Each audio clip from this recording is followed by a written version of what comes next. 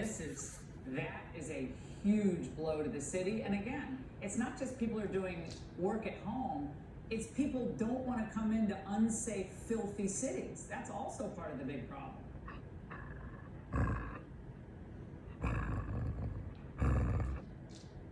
I don't know if Michael can hear me. Michael, here's the point, is that we have destroyed this city for perhaps a generation. And we were there, I don't know when it was, maybe a year ago, where we reported on the open-air drug markets. And kids are walking by, addicts shooting up on the streets, or sometimes chasing them. So that's just ridiculous. Michael, thank you.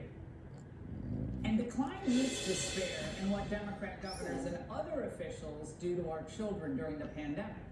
Of course, they use school closures to fight COVID, and that was never, and I mean never, anything that made sense. Yet, of course, they were cruelly and needlessly imposed by Democrat governors and county officials. Michigan's Gretchen Whitlis Whitmer should never be allowed to be in public office again for what she did in her state.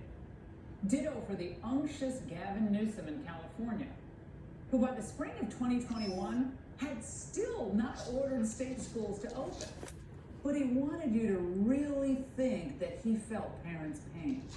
There's nothing more foundational to an equitable society than getting our kids safely back into the classrooms. Our kids are missing too many rites of passage, field trips and proms and graduations. Parents desperate for reopening dates. Don't you hate the performative nature of all this? So pathetic. And who can forget Illinois Governor J.B. Pritzker, whose abysmal record on education, the Wall Street Journal just called out, writing that the land of Lincoln is failing its children and covering it up. Now, this education cover-up brings us to Democrat deceit, because they Holly, still stop admit it. that their policies actually failed. Pritzker's Republican challenger, Darren Bailey, hammered this issue in their first debate. The overwhelming majority of children in Chicago public school systems can't read and do math at grade level. The Wall Street Journal just gave us an F. So many untruths that have been said, I can't even address all of them. Let's start with this. He talks about what was in the Wall Street Journal. That was provided to them by a right-wing carnival barker organization here in the state of Illinois. It's just wrong. They are wrong. What you want, Emma? What you want? What do you want? That organization that you just cited, What you doing? It's the same stats. Oh, good girl. He's a good girl. He's a good girl. Those stats are horrific. Time for JB to move on down the buffet line and out of the governorship. But we can't say Is this what you want? trying to warn everyone.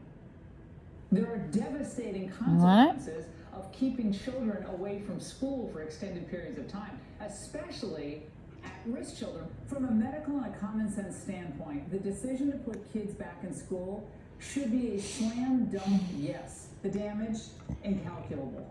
Academic decline, depression, isolation, suicide, addiction, abuse. And with the lockdowns over, well, liberals got busy sowing despair and confusion with radical gender identity propaganda. So the kids can't read or write at grade level, but isn't it lovely that left-wing school boards make sure they use the right pronouns and they learn about gender fluidity? Of course, parents have just had it, and they're voting. CBS convened a bipartisan focus group on the school issue. The whole woke culture affecting our children. We should be pushing the actual school studies, math, social studies, science, not,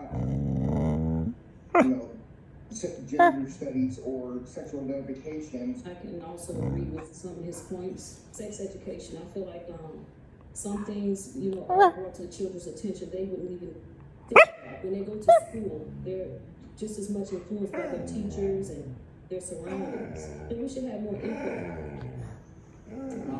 Okay, Holly. Response the producers were hoping for, but good for CBS for airing that. Of course, these are the issues that Americans do care about, led first by the economy and inflation, of course. Yet you never know it by watching the left's obsessions indulged on MSNBC. So forget the collapsing economy. Do a Pennsylvania focus group on Where's your ball? January 6th. Doug Marshall Where's your ball? was at the insurrection, and he was photographed breaching one of the restricted areas. Is that What? okay?